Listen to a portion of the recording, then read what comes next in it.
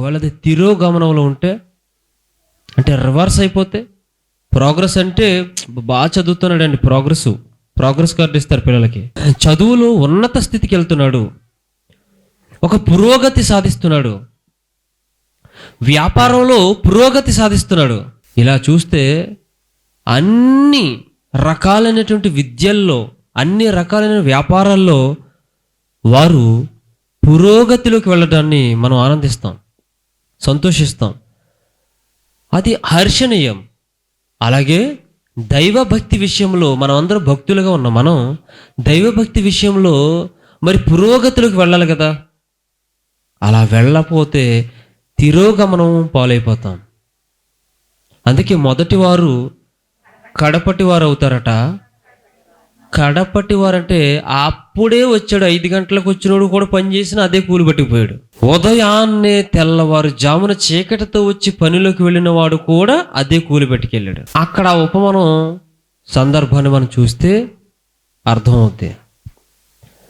మొదటివారు కడపటివారు, కడపటివారు మొదటివారు అంటే ఇక మొదటోడు కడపటోడు అయిపోయి రావద్దు, నో ఎంట్రీ, గేటు మూయబడింది. బుద్ధి గల కన్యకులు, బుద్ధి లేని కన్యకులు అనే ఉపమానం 25వ అధ్యాయం మత్తయి సువార్తలో మనం చూసాం. తీయొద్దు, గేట్ వేసేసారు, ఇక నో ఎంట్రీ అని చెప్పేసి క్లోజ్డ్ అని గేటు మూసేశారు. ఇంకా వాళ్ళ 5గురు ఏమైపోయారు? విడిచిపెట్టబడ్డారు. మనం కూడా మన భక్తిలో అందరం భక్తులు అనుకుంటాం, నాతో సహా మీతో సహా ఎవరైనా యేసు ప్రభుని నమ్ముకుని మందిరానికి వెళ్ళేవారు కానివ్వండి, లేకపోతే నమ్ముకున్న వారు కానివ్వండి, అందరూ ఏమనుకుంటారు? నాకు దేవుని రాజ్యం ఉంది, దేవుని రాజ్యానికి నేను వెళ్ళిపోతాను ఈజీగా అనే భ్రమలో, లేకపోతే అనేటువంటి ఒక కాన్ఫిడెన్స్లో ఉండిపోతారు, ఒక తీర్మానంలో ఉండిపోతారు. నాకు కాకపోతే దేవుడు ఎవరికి ఇస్తారు అనే దాంట్లో. ఇప్పుడు భక్తి విషయంలో నేను అప్పుడప్పుడు సందర్భాన్ని బట్టి చెబుతూ ఉంటా. 15 రకాలైనటువంటి కోణాల్లో సిద్ధం చేయబడి ఉందన్నాను కదా. ఇంతకుముందు మీరు ఒక దైవభక్తి అనగానేమి అనేటువంటి టాపిక్ మీరు విన్నారు. ఇప్పుడు అదే దైవభక్తి గురించి మరికొన్ని ఇంకా 15 రకాలు ఉన్నాయని చెప్పాను కాబట్టి ఇందులో ఇంకొక 2 చెప్తా ఈరోజు. ఎందుకు?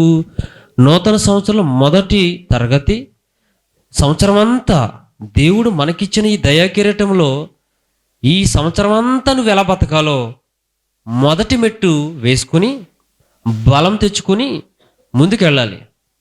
అవునా కదా? బలం తెచ్చుకుని ముందుకెళ్ళాలి. నడుం కట్టుకుని లేస్తారు పనికి కొంతమంది కదా, అంటే బలం తెచ్చుకుని పని ఎంతైనా చేస్తాడు, ఎంత పనైనా చేస్తాడు. అందుక మొదటిగా తిమోతి గారికి రాసిన మొదటి పత్రిక 4వ అధ్యాయము 7 నుండి 8 వచనాలు. అపవిత్రములైన ముసలమ్మ ముచ్చట్లను విసర్జించి దేవభక్తి విషయంలో నీకు నీవే సాధకము చేసుకునుము. శరీర సంబంధమైన కొంచెము మట్టుకే ప్రయోజనకరమవును గాని దైవభక్తి ఇప్పటి జీవం విషయంలోనూ రాబోయే జీవం విషయంలోనూ వాగ్దానముతో కూడినదైనందున అది అన్ని విషయములలో ప్రయోజనకరమవును. అనందు ప్రియులారా, దేవుడు చెప్తున్నాడు మాట. పౌలు గారి చేత తిమోతి గారికి ఒక ఉత్తరం రాయిస్తూ అందులో 7-8 వచనంలో 7వ వచనంలో ఒక మాట మధ్యలో ఉంచండి. దేవభక్తి విషయంలో నీకు నీవే సాధకము చేసుకోము. ఇంగ్లీష్ బైబిల్లో సాధకము అన్న చోట ఎక్సర్సైజ్ అని రాశాడు, ఎక్సర్సైజ్ దై సెల్ఫ్ అని రాశాడు. నీకు నీవే సాధకం చేసుకునము. మనకు తెలుసు ఎక్సర్సైజ్ చేయండి, ఏమండి రోజు చేయాలండి ఎక్సర్సైజు. పోలీస్ అవ్వాలంటే రోజు ఏముండాలి? సాధన. సాధకం అంటే సాధన, రోజు సాధన చేయాలి. విలువిద్య బాణాలు వేయాలంటే దానికి కూడా రోజు ఏం చేయాలి? సాధకం చేయాలి. ఒక పరుగు పందులో గెలవాలంటే ఆ పరుగు పందు ఎప్పుడో వచ్చే నెల 16వ తారీఖు అని అనుకోండి, ఈ రోజు నుంచి ఏం చేయాలి? రోజు గ్రౌండ్కి వెళ్ళి, లేకపోతే ఏదైనా ఒక మార్గం ఉంటే ఆ దారి పొడుగున రోజు పరిగెత్తుతూ ఉండాలి. ఎందుకు? ప్రాక్టీస్.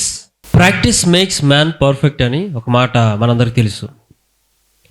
ప్రాక్టీస్ చేయడం అంటే రోజు ఏం చేయాలి, మనం సాధకం చేయాలి, ప్రాక్టీస్ చేయాలి. చిన్నపిల్లలకి కాపీ రైటింగ్లు ఇస్తారు, చూచిరాతలు. ఆ చూసి రాస్తూ ఉండాలి. ఎందుకు? రైటింగు, రాత అందంగా గుండ్రంగా రావాలంటే ఆ లెటరింగ్ ఎలాగైతే ఉన్నో అలాగే దిద్దుతూ ఉండాలి రోజు. కాపీ, తెలుగు కాపీ రైటింగ్స్ ఉంటాయి, ఇంగ్లీష్ కాపీ రైటింగ్స్ ఉంటాయి, హిందీ కాపీ రైటింగ్స్ కూడా ఉంటాయి. రోజు ప్రాక్టీస్ చేయాలా? చేయకపోతే కుదరదా? చెయ్యాలి.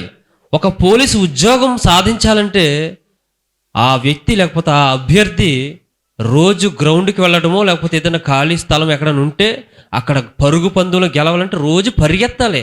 అప్పటికప్పుడు వెళ్ళిపోయి పరిగెత్తానండి. అబ్బాయి నా గురించి మీకు తెలియదండి. కరెక్ట్గా 16వ తారీఖు ఉదయం వెళ్ళి ఒక్కసారి పరిగెత్తానంటే ఇక 5 కిలోమీటర్ల 1000 కిలోమీటర్ల ఇంకెంత చూసుకోకుండా పరిగెత్తేస్తాను. 100 మీటర్లు పనిచేయవు. క్రికెట్ ఆడుతూ ఉంటారు, అందరికీ తెలుసు కాబట్టి క్రికెట్ ఉదాహరిస్తున్నా, ఆడమని చెప్పట్లే. వాళ్ళు క్రికెటర్స్ క్రికెట్ మ్యాచ్ వచ్చినప్పుడే మొదలెట్టరు. ఏం చేస్తూ ఉంటారు? ముందు నుంచి ప్రాక్టీస్ చేస్తూ ఉంటారు. దాన్ని ఏమంటారు? సాధకం, ఎక్సర్సైజ్. ఎక్సర్సైజ్ అంటే ఇలాగలకి చేతులు ఊపడం, కాళ్ళు ఊపడం ఒకటే కదా ఎక్సర్సైజ్ అంటే. ఏ పనిలోనైనా ఆ పని కోసం మనం ఒక మంచి స్థాయికి చేరుకోవడం కోసం దాన్ని మనం రోజు అభ్యసనం చేస్తామే, లెర్నింగ్ అంట, అభ్యసనం. దానికోసం రోజు చేసే కార్యక్రమం ఏమంటారంటే ప్రాక్టీస్ అంటారు. ఆ ప్రాక్టీస్ని ఎక్సర్సైజ్ అని కూడా అంటారు.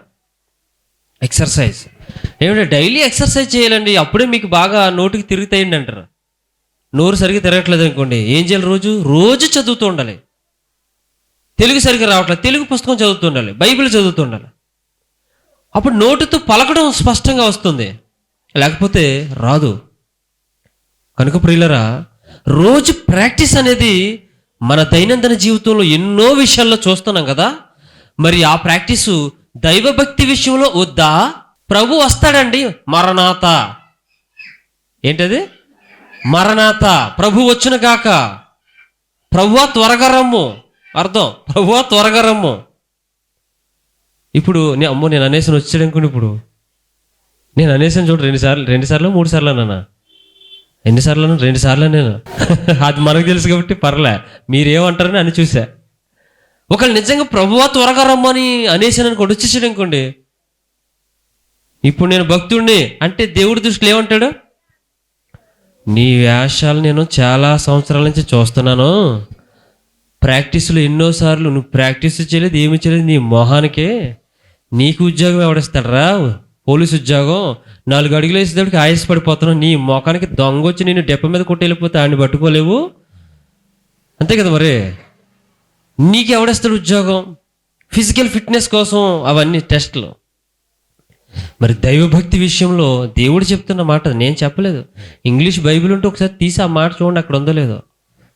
తెలుగు అర్థం కాకపోతే సాధకం చేయడం అంటే ఏంటంటే డైలీ ఏం చేయాలి? మనం ప్రాక్టీస్ చేయాలి. ఎక్సర్సైజ్ దై సెల్ఫ్ అని రాశాడు. ప్రతిరోజు చాలా ముందు వస్తాయి కొన్ని విషయాలు చెప్తా. ప్రతిరోజు చేయాలి. అందుకే చూడండి ఏమని, 7వ వచనం, అపవిత్రమైన ముసలమ్మ ముచ్చట్లను విసర్జించి అన్నాడు. ఏం విసర్జించాలి? చిచ్చి, అపవిత్రమైన. చూడాలి కదా మరి బైబిల్ మీరు, మళ్ళీ చూడండి. అపవిత్రమైన ముసలమ్మ ముచ్చట్లను విసర్జించి దేవభక్తి విషయములో నీకు నీవేనాడా, లేకపోతే ఎవరన్నా వచ్చి నిన్ను ఇలాగలాగ చేయమన్నారా? అస్తమాను నేను వచ్చి మిమ్మల్ని తట్టి అలా ఉండకూడదు తమ్ముడు, ఇలా ఉండకూడదు అక్క, అలా ఉండకూడదు చెల్లి, ఇవన్నీ చెప్పడానికి అస్తమానం ఉండను కదా. ఒక సేవకుడు ఒక మంచి మాట అన్నాడు, పేరుద్దులే కానీ, నేను ఎంతకాలం బతుకుతాను ఈ భూమి మీద, మీరు ఇంకా మారరా? మీకు ఎవరు బుద్ధి చెప్తారు? ఇప్పుడైనా మీరు సరి చేసుకుని మీరు కూడా నాలాగా తయారవ్వండి అని ఒక సేవకుడు అన్నాడు. ఆయన ఎందుకులేని చెప్పట్లేదు, అవసరం లేదు, మనకి వచ్చింది కాబట్టి వదిలే. మీకు ఎవరో వచ్చి వెన్ను తట్టి, ఎవరో వచ్చి రేపి, ఎవరో వచ్చి నిన్ను బలపరిచి, ఎవరో వచ్చి నిన్ను ధైర్యపరిచి అస్తమని నీ తోడు ఉండరు, కూడా ఉండరు. దేవుడు అంటున్నాడు, నీకు నీవే సాధకం చేసుకో. ఎవరో వచ్చి డ్రిల్ మాస్టర్ వచ్చి కాలు పైకెత్తు, చెయ్యి పైకెత్తు చెప్పడు. రన్నింగ్లో కుడికాలు ముందెట్టు, ఎడంకాలు వెనక్కి పెట్టు, ఏం చెప్పరు. ప్రాక్టీస్ నువ్వే చేసుకోలేక. ఇది నీ సొంత రక్షణ, నీ సొంత భక్తి. నీ భక్తి నిన్ను రక్షిస్తుంది, నా భక్తి నన్ను రక్షిస్తుంది. నీ భక్తి నన్ను రక్షించదు, నా భక్తి నిన్ను రక్షించదు. ఎవరి భక్తి వాళ్ళదే. భార్య భక్తి భర్తను రక్షించదు సుమా. బిడ్డల భక్తి తల్లిదండ్రులు రక్షించదు సుమా. తోడబుట్టిన వాళ్ళు చేసే భక్తి తోడబుట్టిన వాళ్ళు రక్షించదు సుమా. అంతేనా? ఎవరి విశ్వాసం, ఎవరి క్రియలు, ఎవరి అనే బైబిల్ మాట్లాడుతుంది. ఎవని క్రియలు చొప్పున వానికి అంటాడు ప్రభు. అందుకనే ప్రకటన గ్రంథంలో ఎవని క్రియలు చొప్పున, అంతేగాని అయ్యో ఆ దైవజనుడి క్రియలు చొప్పున ఆ సంఘం అందరినీ కాపాడుతాను లేదు. అక్కడ క్రొత్త నిబంధనకు వచ్చాక పాత నిబంధనలు మోషే గారిని చూసి అందరిని కాపాడేశాడు కదా, అవి చెప్పకుండా మళ్ళీ అక్కడికి వెళ్తారని మళ్ళీ దాన్ని టచ్ చేశాం మిమ్మల్ని. పాత నిబంధనలో మోషే గారు ప్రార్థన చేస్తే కాపాడినట్టు, యోబు గారు ప్రార్థన చేస్తే తన ముగ్గురు స్నేహితులను దేవుడు శిక్షించకుండా ఆపినట్టు, ఇవి మళ్ళీ తీసుకొచ్చారనుకోండి మీరు ఏమైపోతారంటే మళ్ళీ కరెక్ట్ అయిపోతుంది. క్రొత్త నిబంధన చట్టంలో ఉన్నాం మనం ఇప్పుడు. నీ భక్తి నిన్నే కాపాడుతుంది తప్ప ఎవరి భక్తి నిన్నేమీ చేయలేదు. సో నీకు నీవే సాధకం చేసుకో. అసలు ముసలమ్మ ముచ్చట్లు అంటే ఏంటి? నిర్వచనం, what is the definition of ముసలమ్మ ముచ్చట్లు? ముసలోళ్ళు మాట్లాడుకుంటారు అంటారు కదా, ముసలోళ్ళు మాట్లాడుకునే మాటలు ముసలమ్మ ముచ్చట్లు. ఏమన్నా అంతే తాతగారు? అంతేనా? ఆ పదం అలా రాశాడు బైబిల్లో. మరి ముసలమ్మ ముచ్చట్లు విసర్జించండి, వదిలేయండి అన్నాడు. నిజంగా ముసలమ్మ ముచ్చట్లు అంటే అదే. ముసలమ్మలు ఏం చేస్తారంటే పాపం వాళ్ళకి ఊసిపోదు, మన భాషలో తోచదు. ఎందుకు చెప్తాను వినండి. కొడుకులు, కూతుళ్ళు, మనవాళ్ళు ఏం చేస్తారు? వాళ్ళని చెప్పాలి మీరంతా. ఏం చేస్తారు? మూలనేం కూర్చోబెట్టరమ్మా. పాపం అలాగనక బొత్తుగానే చూసేవాళ్ళు ఉన్నారులే, పట్టించుకోరు. ముసలిదంతా ఏం మాట్లాడతాం? మన ఏజోళ్ళతో అయితే మనకి దాన్ని ఏమంటారు కనెక్ట్ అవుతాం. సమానమైన వయసు ఉన్న వాళ్ళు మాటలు చూడండి ఒకలా కలుస్తూ ఉంటాయి. ఒక ఏజ్ గ్రూప్ వాళ్ళందరూ, ఒక వయసు వాళ్ళందరూ మాటలు కుదిరితే, కుర్రోళ్ళు, పెద్దోళ్ళు, పిల్లలు, వృద్ధులు, అది పాయింట్ అక్కడ. వీళ్ళు ఏం చేస్తారంటే ముసలమ్మ ముచ్చట్లు అన్నాడంటే ఏంటంటే పాపం వాళ్ళకి ఆ ఎరుగు మీద అలా చేరతారు. ఎందుకంటే కొడుకు కూతుళ్ళు అందరూ ఉద్యోగాలకి, పనులకి, చదువులకి అన్నిటికి వెళ్ళిపోతారు. ఇక ఎవరు మిగులుతారు ఇంటికేనా? పాపం వృద్ధులే, పెద్దలైన వృద్ధులు ఇంటికాడ మిగిలిపోతారు. పాపం వాళ్ళతో మంచి మాట్లాడే వాళ్ళు ఎవరు ఉంటారు? అది మంచి మాట్లాడే వాళ్ళు ఉండరు. అంతేనే కదా? మనం కూడా చూడండి, ఇంటికి వచ్చిన మాట్లాడరు. ఎందుకంటే ఆ వయసు వేరు, నా వయసు వేరు. వాళ్ళతో ఏం మాట్లాడితే మనతో ఏం పంచుకుంటారు? కనెక్ట్ అవ్వదు. అందుకే వాళ్ళలో ఏమొస్తాయంటే వాళ్ళు చిన్నప్పటి నుంచి అన్ని తరుముకొచ్చేస్తాయి. వచ్చేసి ఆ ముసలమ్మలు అందరు పోగడి, ఇక అందులో మంచి మాట్లాడుకుంటారు, చెడ్డ మాట్లాడుకుంటారు, చెత్త అన్నీ వచ్చేస్తాయి. అంటే ఒకళ్ళు మంచి వాళ్ళు ఉంటారు, ఇంకొకటి ఏదో చెత్త ఏదో మొదలెడతాడు. లేకపోతే ఎవరో ఒక ఆమె, ఒక ముసలమ్మ, ఒక మా అమ్మగారు ఏదో చెత్త మొదలు పెడుతుంది. మంచి మాటలు మాట్లాడే వాళ్ళు ఉన్నారు. అలాగే అందులో అసభ్యమైన పదాలు, ఆ పొరుగింట్లో ఎవరు వచ్చారు, ఎవరు దూరారు, ఎవరు బయటకు వచ్చాడు, లేకపోతే ఎవరు వెళ్ళింది, ఈ గొడవలు కూడా చెప్పుకునే వాళ్ళు ఉంటారు. అంటే అవి మనకు అవసరం లేదు. అవి ఏంటంటే అపవిత్రమైనవి. అంతేనే కదా? ఎవరింట్లో ఎవరు వెళ్ళారు, ఎవరు ఏమయ్యారు అనేది అవసరం లేదు. అది ఇవి అపవిత్రమైనవి. నువ్వు పరిశుద్ధుడిగా నీ దేవుని రాజ్యంలో నువ్వు వెళ్ళాలంటే ప్రార్థన చేసుకుంటూ మన జీవితం గడపాలి. అవసరమైతే 4 మంచి మాటలు దేవుని గురించి ఇతరులకు చెబుతూ నీ జీవితాన్ని వెళ్ళదీయాలి ముందుకి. ఇది వృద్ధులకు దేవుడిచ్చినటువంటి ఒక విధానమైన భక్తి. అయితే వీళ్ళు ఏం చేస్తారు? జనరల్గా లోకంలో వృద్ధులు ఈ ముసలమ్మ ముచ్చట్లు పెట్టుకుని అందులో అపవిత్రమైన పనులు, అపవిత్రమైన మాటలు అన్నీ వీళ్ళు ఏం చేయరు పాపం. ఏం చేయగలరు ఇంక ముసలోళ్ళు? చెప్పుకుని అలాగేదో కాలం గడుపు, దాని ఏమంటే కాలక్షేపం చేస్తూ ఉంటారు, టైం పాస్. పాపం మీరెవరూ ముసలోళ్ళు కాదు కాబట్టి వాళ్ళిద్దరు తప్పించి బాప వీళ్ళందరూ కొద్ది పెద్దోళ్ళు వీళ్ళు తప్పించి మిగతా వాళ్ళు మీరు అనుకుంటారు అది మాకు కాదా వాక్యం, మీరు పొరపాట్లు చెప్పారండి అని మీరు నన్ను అన్నారు అనుకోండి. 7వ వచనం నేను చదువుతాను. అపవిత్రమైన ముసలమ్మ ముచ్చట్లను విసర్జించి అన్నాడు. ఓ ముసలమ్మలారా మీరు విసర్జించండి అని ఉందా? లేకపోతే అపవిత్రమైన ముసలమ్మ ముచ్చట్లను విసర్జించండి అని ఎవరో అందరితో చెప్తున్నట్టుందా? మీరంటే నాకు సంతోషమే, హ్యాపీ. అందరితో చెప్తున్నట్టు ఉంది తప్ప ఓ వృద్ధులారా, ఓ పెద్దలారా, ముసలమ్మలారా మీరు ఇలాంటి చేయకండి అని వాళ్ళతో చెప్పలేదు. అది అలా ఉన్నారు లోకంలో. ముసలమ్మలు అలా చెప్పుకుంటారు, ఆ గొడవలు ఉంటుంది, పెద్దవాళ్ళు వృద్ధులు ఇక వాళ్ళ పని అదే, అలా ఉండొద్దు మీరు అని మనందరితో చెప్తున్నమాట. మనందరం అంటే ఎవరు? మనం భక్తులతో చెప్తున్నమాట, విశ్వాసులతో చెప్తున్నమాట. ఓ విశ్వాసులారా, భక్తులారా, మీరు ఈ అపవిత్రమైన మాటలు అవి ఇవి పెట్టుకోకండి. అసలు మీరు దైవ భక్తులు అని పిలిపించుకోవాలంటే మీ నోట్ల సరస్వక్తులు, బూతులు, ఇలాంటి మాటలు అసలు రాకూడదని దేవుడు చెప్పాడు ఎన్నో సందర్భాల్లో. కానీ ఎక్కువగా వస్తుంటాయి మనలో ఆ సరస్వక్తులు, డబల్ మీనింగ్ మాటలు. మొన్న ఒక చోటకి వెళ్తుంటే మన మధ్యలో ఉన్న సహోదరుడు, దేవుని సంబంధంలో ఉన్న ఇద్దరు సహోదరులు కనపడ్డారు నాకు. దారిలో వెళ్తుంటే అలా టర్నింగ్ తిరిగాము ఒక చోటకి ప్రార్థనకి, మన ఊర్లోనే. నాకు వాళ్ళ విషయంలో ఎంత బాధ కలిగింది తమ్ముడితో చెప్పాను నేను. ఆత్మీయ సహోదరులుగా మారిన, ఇంతకు ముందు కూడా వేరు వాళ్ళు, ఇప్పుడు వాళ్ళు కూడా దేవుని నమ్ముకున్నారు, దేవుళ్ళకి వచ్చేసారు. చాలా సంతోషం వేసింది వాళ్ళని చూసి. మేము కనపడితే వాళ్ళు మొదలెట్టారు మెల్లిగా. ఒకడేమో బండి మీద ఉన్నాడు, ఇంకొకడేమో నిలబడి ఉన్నాడు, ఇంకొకడు వేసుకుని పక్కన. ఏం మాట్లాడుతున్నారు అంటే, నేను ఇప్పుడు అన్నానే, వ్యంగ్యాస్త్రాలు అంటే ఎగతాళి మాటలు, ఒకళ్ళొకళ్ళు దాన్ని ఏమంటే సటైరికల్ లాంగ్వేజ్ అంటే, దాన్ని మన పెద్దోళ్ళ భాషలో ఏమంటారంటే అంతేగా, ఎగతాళి మాటలు, ఎదుటోళ్ళని ఏమంటారు, హేళన కించపరిచే మాటలు. ఈ మాటలు ఒకరినొకరు అదేమంటారు అంటారు, ఒకరినొకరు పొడుచుకునే మాటలు అవసరం అయ్యి అతను బోధిస్తున్నాడు. ఇప్పుడు నేను చెప్పిన పేర్లు అప్రస్తుతం, వాళ్ళ సహోదరులు కాబట్టి పేర్లు చెప్పట్లేదు. మనం కలిస్తే ఏం రావాలి మన మధ్యలో? ఆత్మీయ వాతావరణం. ఇంకా పెద్ద పెద్ద పదాలు వాడకుండా మీరు చిన్నవి వాడిని పర్లేదు, అప్పుడే వెళ్ళొద్దు అందులోపలికే, చిన్నవి మాట్లాడదాం. ఆత్మీయంగా అనిపించలేద్దా? అబ్బా మన ఆత్మీయులు అలా మాట్లాడుతుంటే అబ్బా మంచి మాటలు, ఇంకా మాట్లాడుకోవాలనిపిస్తూ ఉండాలి మనకే. ఇంకా ఆ మాటలు ఎందుకు వస్తున్నాయి? అందుకే ఈ మాట చెప్పాడు దేవుడు.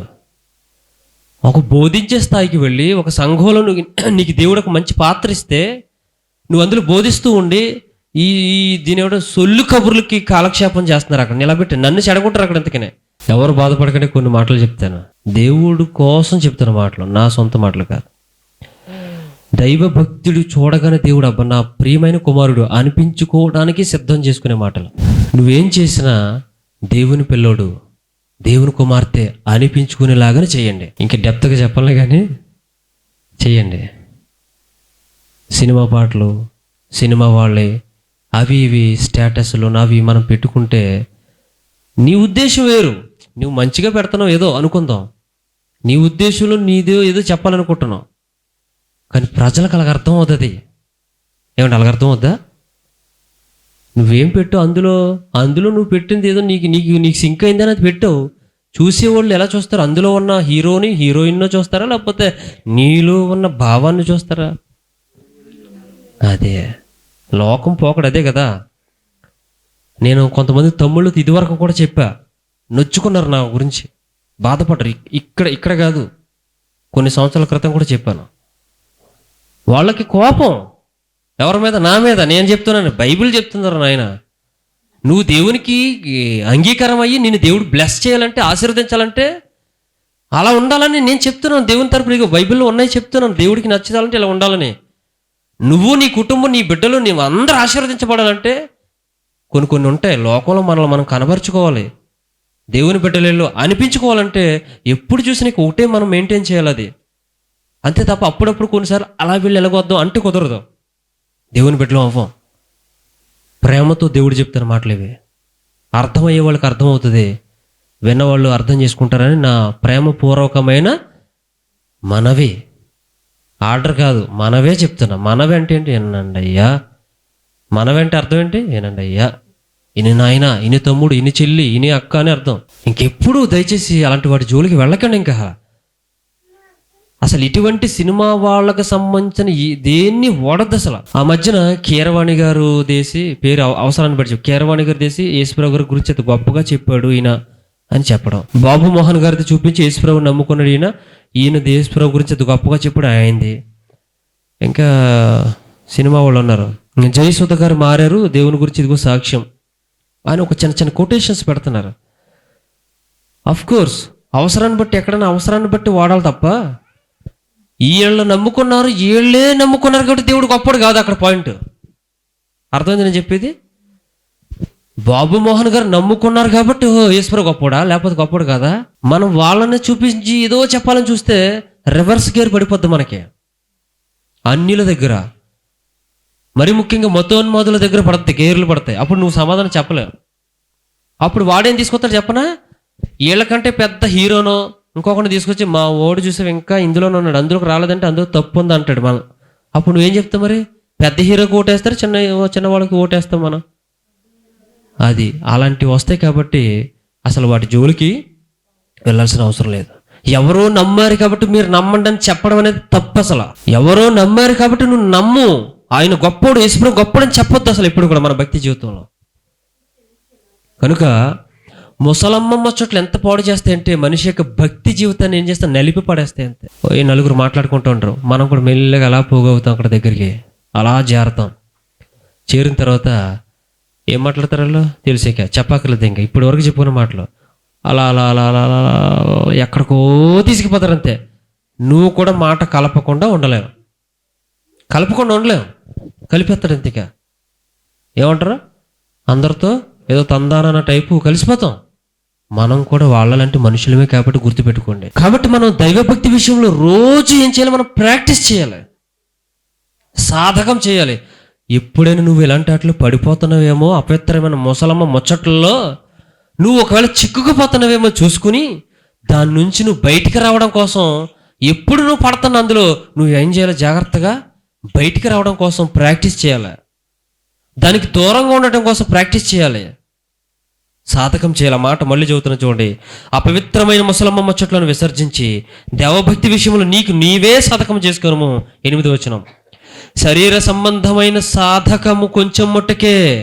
పోలీస్ ట్రైనింగ్ కోసం లేకపోతే పోలీస్ ఉద్యోగం కోసం శరీర సంబంధంగా ఫిజికల్ ఫిట్నెస్ కోసం చేసే ట్రైనింగ్ ఎక్సర్సైజులు ఉన్నాయే, ప్రాక్టీసు. గ్రౌండ్కి వెళ్ళి లేకపోతే రోడ్ల మీద పరిగెత్తి ఆ కాలు ఈ చెయ్యి ఊపి ఫిజికల్గా ఫిట్నెస్గా సంపాదిస్తున్నావే, అది ఈ జీవితకాలం మట్టుకే రాశారు చూడండి. ఒకవేళ శరీర సంబంధంగా మీరు చేస్తున్న ఈ సాధకం ప్రాక్టీసు కొంచెం మట్టుకే ప్రయోజనకరం ఒకవేళ వస్తే ఈ లోకంలో ఉద్యోగం వస్తుంది. ఓకే, నెక్స్ట్ ప్రయోజనకరమవును. కానీ దైవభక్తి అయితే వినండి, ఇప్పుడు పోలీసు ఉద్యోగం అయితే అది అన్నాడు, ఇప్పుడు దైవభక్తి పోలీసు ఉద్యోగం అంటే గొప్పదా చిన్నదా, లేకపోతే పోలీసు ఉద్యోగంతో సమానమా?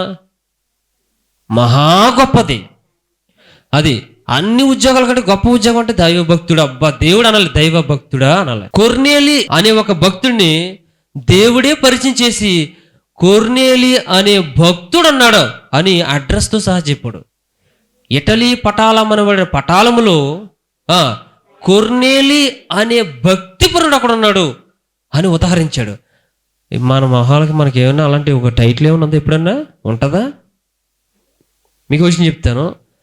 మన ఊరు ఎవరన్నా వచ్చి ఏదైనా సువార్త సభ ఏదైనా పెట్టడానికి సువార్త ప్రకటించి వచ్చినప్పుడు ఈ ఊర్లో ఎవరు భక్తిపరుడు ఉన్నాడని అడిగారు అనుకోండి, ఎవరిని చూపిస్తారంటారా?